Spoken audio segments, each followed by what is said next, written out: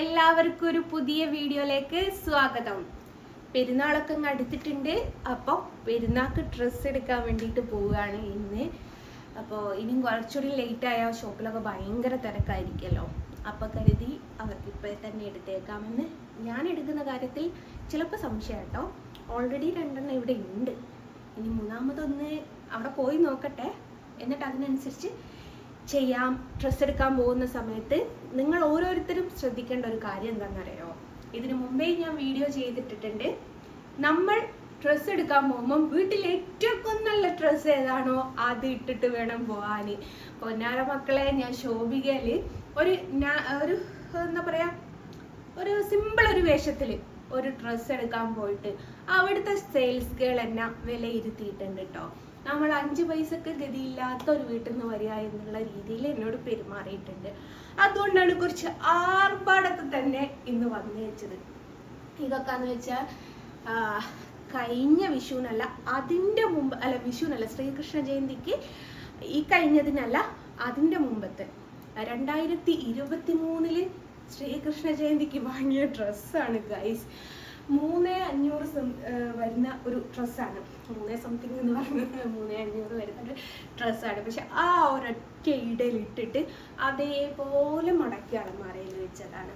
അപ്പം പിന്നെ ഞാൻ കരുതി, എന്നെ അന്ന് അങ്ങനെ ഒരു വിലയിരുത്തൽ ഇരുത്തിയത് കൊണ്ട് ഞാൻ കരുതി കുറച്ച് ആർഭാടത്തിൽ തന്നെ അങ്ങ് പോയേക്കാം. കാണാൻ സിമ്പിളാണ്, പക്ഷെ എന്നാലോ പവർഫുള്ളുമാണ്. അതാണ് സംഭവം. അപ്പം അങ്ങനെയാണ് പോകുന്ന വഴിക്ക് മോളെ സ്കൂളിൽ നിന്ന് കൂട്ടണം. മകനും അരുണും ഇവിടെ തന്നെ ഉണ്ട്. അവരെയും കൂട്ടിയിട്ടാണ് പോകുന്നത്. അപ്പോൾ ബാക്കി വിശേഷങ്ങളൊക്കെ വഴിയുണ്ട് കേട്ടോ. അങ്ങനെ ഡ്രസ്സ് എടുക്കാൻ പോവാണ്. അരുണേട്ടാ എനിക്ക് 2 പാന്റും 2 ഷർട്ടും എടുത്തു. പിന്നെ 2 അല്ല 4 എണ്ണം. ഗൈസ്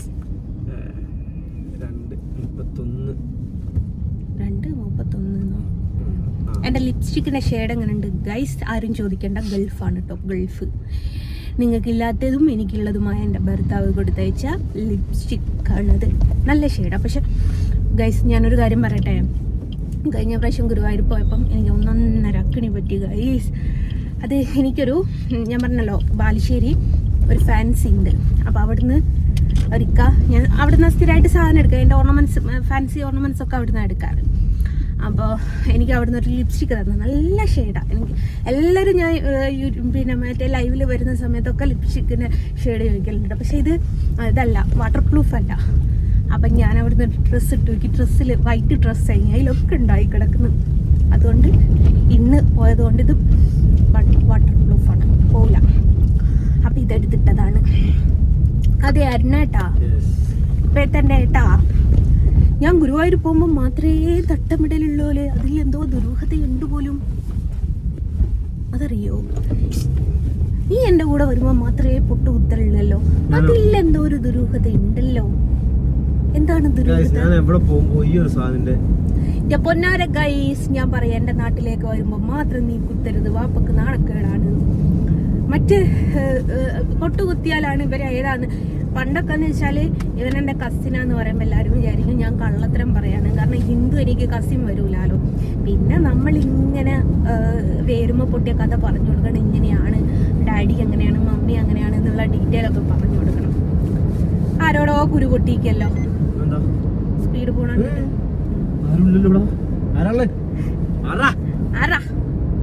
അപ്പം അങ്ങനെയാണ്. എന്നിട്ട് പൊന്നാരം ഗൈസ്, സോഷ്യൽ മീഡിയയിൽ തട്ടിടാത്ത ഫോട്ടോ എനിക്ക് പോസ്റ്റ് ചെയ്യാമെങ്കിൽ എന്തുകൊണ്ട് ഗൈസ്? എനിക്ക് ഗുരുവായൂർ പോകുമ്പോൾ മാത്രം തട്ടമിടേണ്ട ആവശ്യം. അപ്പം അതാണ്. അപ്പം മോളെ പോയിട്ട് സ്കൂളിൽ നിന്ന് കൂട്ടാൻ പോവാണ്. മറ്റേ ജിതേഷ് മാഷ നമ്പർന്നായിരിക്കും. ജിതേഷ് ഇവൻ്റെ ആദ്യത്തെ മാഷ്. അപ്പം അങ്ങനെയാണ്. എന്നാ ശരി, ഷോപ്പിംഗ് പല സ്ഥലത്തും ഓന് പോകുന്നിടത്തൊക്കെ പോട്ടെ. വൈകുന്നേരം ചായ എന്തെങ്കിലും വാങ്ങിക്കോളൂ. അടിഞ്ഞോണ്ടാവില്ല വീട്ടിൽ വന്നിട്ടുണ്ടാക്കാൻ. കുമിളിക്ക് തുറക്കാൻ പോയാലോ എന്നൊരു സംശയം. അതും ശരിയാണ്. അമ്മക്ക് കേന്ദ്ര സർക്കാരിന്റെ ജോലി ഉണ്ട് കേട്ടോ. അതെ, ഒരു ചാച്ചി പറഞ്ഞിട്ടുണ്ടായിരുന്നു ഇവന്റെ അമ്മക്ക് തലശ്ശേരി ഇടവാണ് പണിയുന്നത്. ഇവൻ നമുക്ക് കേന്ദ്ര സർക്കാരിന്റെ പണിയാ. എങ്ങോട്ട് ആശാനെ ആടെ അടച്ചിട്ട്? അതല്ല ആശാനെ, അപ്പുറം അടിച്ചിട്ട്. അപ്പൊ ഇവന്റെ അമ്മക്ക് കേന്ദ്ര സർക്കാരിന്റെ ജോലിയാട്ടോ. നമ്മുടെ മുഖ്യമന്ത്രി പ്രധാനമന്ത്രി നരേന്ദ്രമോദിജി കൊടുത്ത പണിയാണ് ഇവന്റെ അമ്മക്ക്, തൊഴിലുറപ്പേ. അപ്പൊ ഇങ്ങനെയാണ്. Okay, bye guys. മകനെ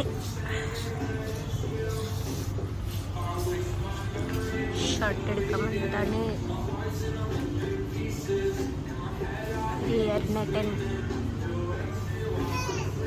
കിട്ടിയില്ല.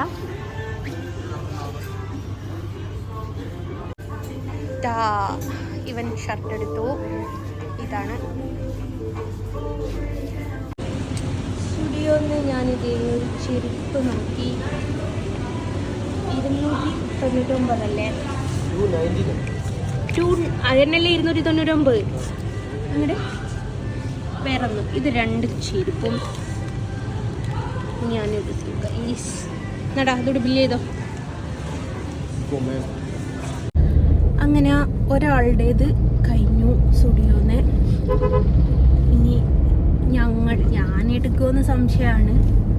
ഓനും ഓക്കും. ഓന് പാൻ്റ് എടുത്തില്ല, കാരണം പെരുന്നാൾ ഈ കഴിഞ്ഞ 28 അല്ല 28 തീയതി ആയിരുന്നു, ഫെബ്രുവരി 26. അപ്പൊ അന്നേക്ക് നല്ലൊരു എമൗണ്ടിന്റെ ഡ്രസ്സ് അവൻ എടുത്തിട്ടുണ്ട്. പോരാത്തതിന് എൻ്റെ ഒരു ഫ്രണ്ട് ഉണ്ട്. അപ്പൊ അവൻ കുറേ പാൻസ് ഇവന് പല പല സ്ഥലത്ത് ടൂറ് പോകുന്ന സമയത്ത് കൊടുക്കുകയും ചെയ്തിട്ടുണ്ട്. അപ്പൊ അതുകൊണ്ട് അവന് അത് മേടിക്കുന്നില്ല എന്ന് വിചാരിച്ചതാണ്.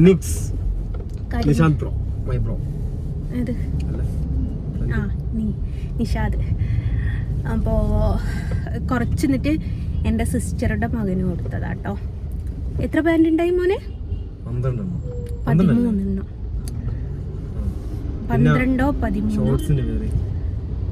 പാൻറ് കൊണ്ട് കൊടുത്തിട്ടുണ്ട്. അപ്പോൾ അവനത് സൈസൊക്കെ കഴിഞ്ഞിട്ട് യൂസ് ചെയ്യുന്നില്ല കേട്ടോ. എപ്പോഴെങ്കിലും എടുത്ത് കൊടുക്കുക എന്നല്ലാണ്ട്. എന്നിട്ട് ഞാൻ എൻ്റെ സിസ്റ്ററിൻ്റെ മോനും കൊടുത്തു. നിങ്ങൾ വീഡിയോയിൽ കാണാനില്ലേ സീമോന്. ഇനി ഇവനും എടുക്കണം, അവക്കും എടുക്കണം. ഞാനൊരു സാധനം അവിടെ ഞാൻ ഒരു വിഷുവിനൊക്കെ ഒരു സംഭവം മേടിച്ചിട്ടുണ്ട്. അതേപോലത്തെ ഉണ്ടെങ്കിൽ ഞാനൊന്ന് മേടിക്കണം എന്ന് വിചാരിച്ചു. കാരണം എനിക്ക് ഭയങ്കര ഇഷ്ടമായി കസവ് കേന്ദ്രയിൽ. പ്രൈസ് കുറവാണെങ്കിൽ മാത്രമേ ഞാൻ എടുക്കുള്ളൂ കേട്ടോ. ഞാൻ ഇന്ന് രാവിലെ പറഞ്ഞതിന് പിന്നെ അവള് പിച്ചക്കാരിനെ പോലെയാണ്. അവൾക്ക് സാമ്പത്തികമില്ലാന്ന് പറയണ്ട. അവള് പൈസ കുറഞ്ഞ് എടുക്കാനുള്ള ഒന്നാമത് കാരണം ഈ ജന്തു ആകെ ഒറ്റ പ്രാവശ്യം ഇടുക. അതുകൊണ്ടാണ്. ഇനിയിപ്പോ ഓള് കണ്ടോ പൈസ ലാഭിക്കുകയാണ്. ഓക്ക് പൈസ ചെലവാക്കാനില്ല എന്ന് ആരും കണ്ടെത്തണ്ട.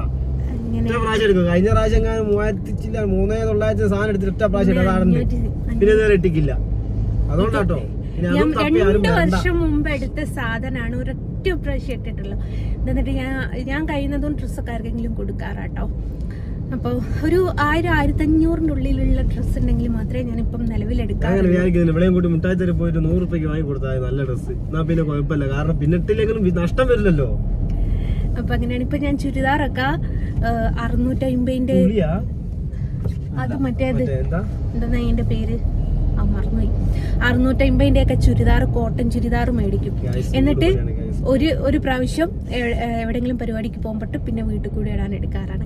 അങ്ങനെ ചെയ്യാറാട്ടോ. എന്നിട്ട് ഇനി അടുത്ത് ബാക്കിയുള്ളവർക്ക് പർച്ചേസ് ചെയ്യാൻ പറ്റേ. മോൾക്ക് ഇതായിട്ട് ഇനി ജസ്റ്റ് ഒന്ന് കാണിച്ചേ.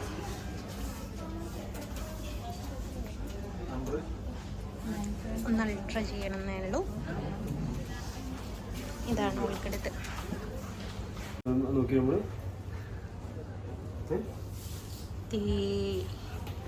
ഇങ്ങോട്ടൊക്കെയാ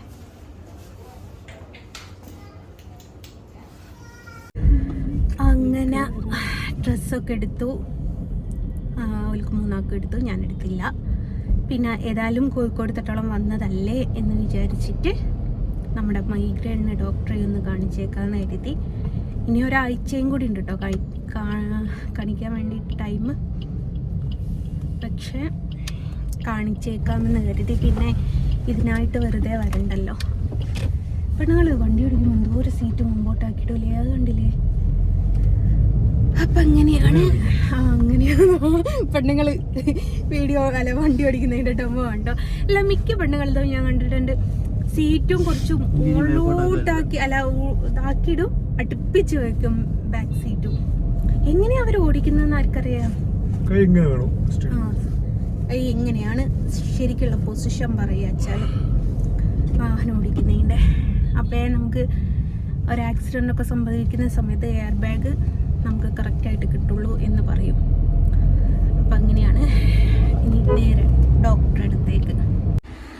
അങ്ങനെ തിരിച്ച് വീട്ടിലെത്തി. ഫുഡ് പുറത്തുനിന്ന് മേടിക്കാമെന്ന് വിചാരിച്ചു.